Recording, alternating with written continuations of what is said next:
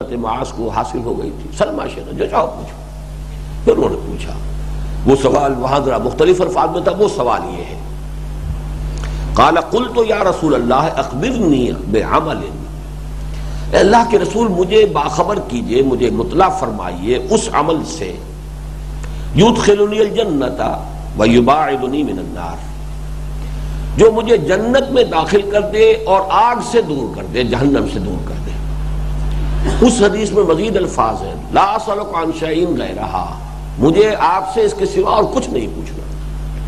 یہ ہمارے لیے لمحہ فکریہ ہے کہ اصل شے جو دامن گیر ہو جانی چاہیے ایک بندہ مومن کو، وہ قیامت کا محاسبہ اور جنت کی طلب اور دوزخ سے اپنے آپ کو بچانے کی فکر ہے، یہ دامن گیر ہونی چاہیے۔ اگر یہ نہیں ہے تو اس کا مطلب ایمان نہیں ہے، پھر وہ چاہے ایک انقلابی ہی نظریہ ہے اور انقلابی عمل ہے، اس میں لگے ہوئے ہیں جیسے کمیونسٹ بھی لگے ہوتے تھے، نہ انہیں آخرت سے کوئی سروکار، نہ کوئی جنت کی طلب، نہ دوزخ کا کوئی خوف، نہ اللہ پر ایمان، لیکن یہ کہ ایک انقلاب کے لیے، ایک جدوجہد کے لیے، ایک حقوق انسانی کے لیے، ایک عدل اور انصاف پر مبنی معاشرہ قائم کرنے کے لوگوں نے جانیں بھی دے دی۔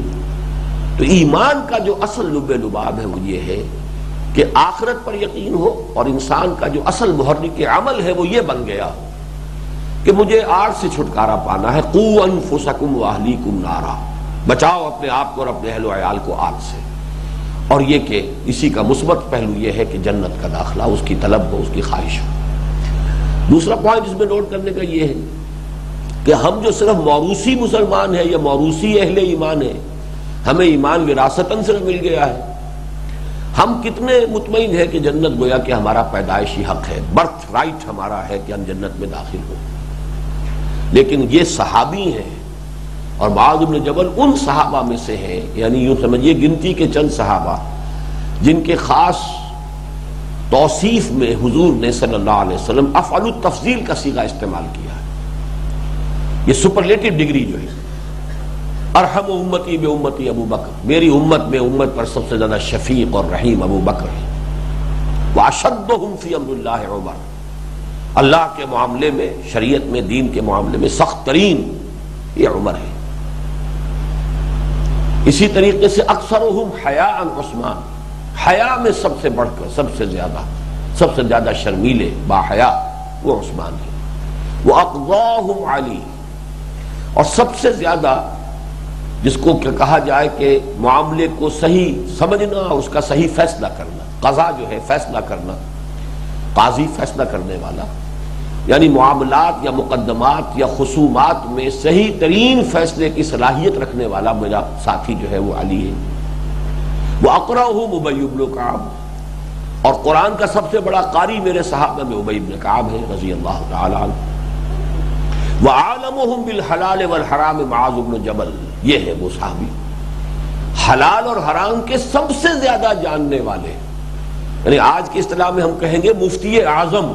مفتی کا کام یہی ہوتا ہے کہ وہ بتا دے کہ یہ چیز جائز ہے کہ ناجائز ہے، حلال اور حرام کے درمیان حد فاصل اسے صحیح معلوم ہو، ایسا نہ ہو کہ کہیں نیکی کے جذبے سے مغلوب ہو کر حلال کو بھی حرام قرار دے دے، بہت زیادہ محتاط ہے، زہد ہے، اور اس کی وجہ سے کسی حلال کے بھی حرام ہونے کا فتویٰ دے دیا، یا اتنی بے احتیاطی ہے کہ حرام کو حلال قرار دے رہا ہے۔ تو ظاہر بات ہے کہ بہت گہرا فہم جس کا ہوگا قانون اسلامی کے بارے میں، شریعت کے بارے میں، جس کا فہم اور جس کا علم جو ہے، دونوں علم بہت وسیع بھی ہو اور فہم بہت گہرا ہو، عمیق ہو، وہی شخص ہے جو فیصلہ کر سکتا ہے کہ یہ حلال ہے یا حرام۔ یہ حد فاصل جو ہے یہ بہت مشکل ہے اس کی پہچان، اس لیے کہ ایک اور حدیث ہم پڑھیں گے اسی مجموعے میں آئے گی کہ الحلال بین والحرام بین وبینہما مشتبہات، کچھ حلال بالکل ایسے جو واضح ہے کہ یہ حلال ہے، کچھ حرام ایسے ہیں جو بالکل واضح ہے کہ یہ حرام ہے، لیکن ان کے بیچ میں مشتبہات ہیں جن کے بارے میں اشتباہ ہو سکتا ہے کہ یہ حلال ہے یا حرام ہے۔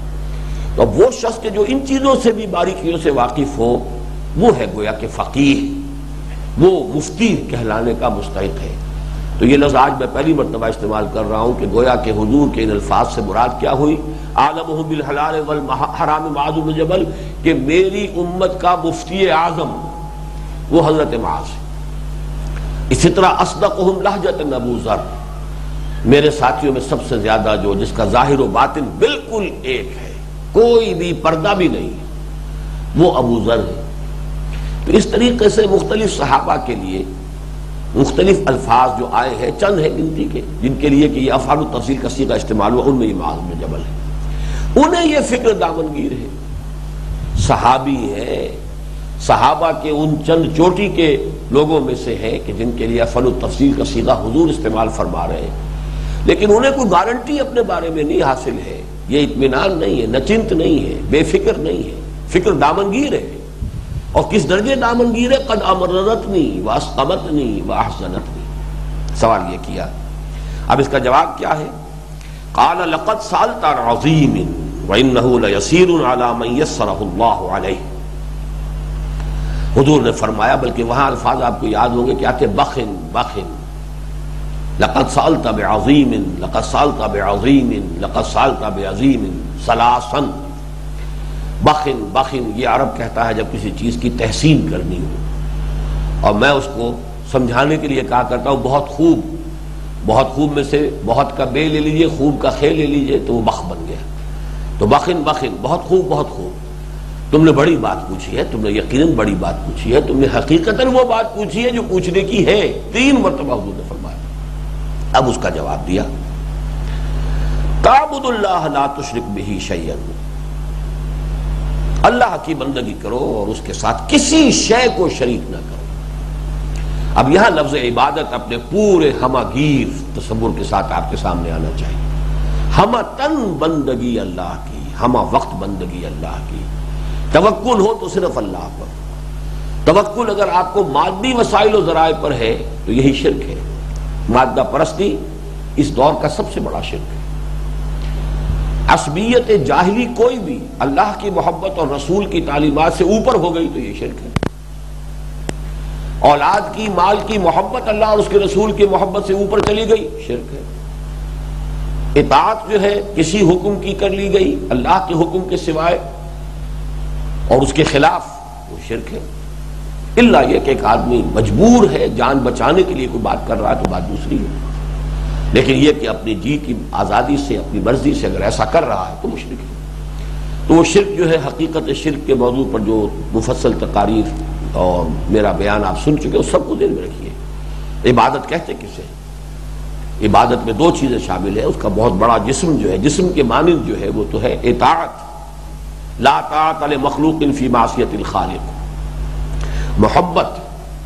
محبت اللہ اور اس کے رسول کی سب سے بالا ہو جائے۔ یہ نہیں ہے کہ آپ بیوی سے محبت نہ کریں، یا بیوی شوہر سے محبت نہ کرے، یا والدین اولاد سے محبت نہ کرے، یا اولاد والدین سے، سب سے محبت کرو، وطن سے بھی محبت کرو، اپنے گھر سے بھی محبت کرو، کوئی پرواہ نہیں ہے، ان چیزوں کی نفی نہیں ہے، لیکن اللہ کی محبت سب سے بالا تر ہو جائے، یہ ہے اصل شے۔ تو یہ توحید ہے۔ سب کی اطاعت کرو، استاد کی کرو، اپنے حکام کی کرو، بڑوں کی کرو، والدین کی کرو، لیکن اللہ کی اطاعت کے تابع، نیچے نیچے۔ کوئی ایک اطاعت بھی اللہ کی اطاعت سے آزاد ہو کر مستقل بذات اطاعت کے طور پر تسلیم کر لی گئی، یہی شرک ہے۔